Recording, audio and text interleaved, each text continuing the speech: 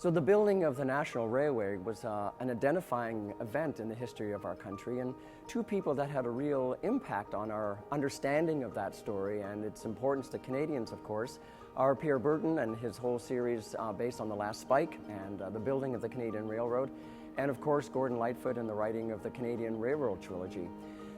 Some people may not understand or know that the story behind that magnificent song, it was actually commissioned by the CBC in 1967 as part of our centennial celebrations, commissioned by the CBC, and they had asked Gordon to write a song based on the building of the railway, and of course the Canadian Railroad trilogy song was written, which in many, many surveys over the last 50 years has shown up as one of the most important songs that defines us as Canadians and defines us in terms of how we built this country and how we built infrastructure in this country. Of course, Gordon Lightfoot to this day is still touring and still playing. Pierre Berton unfortunately passed away a number of years ago, but Berton's work is very accessible and I think is a terrific history lesson for young Canadians on the elements that made this country great.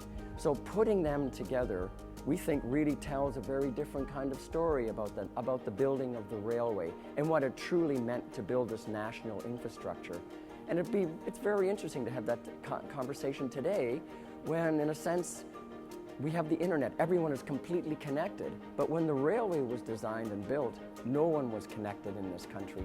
And this is the first piece of infrastructure that actually connected us as Canadians from coast to coast. And that's why it's important.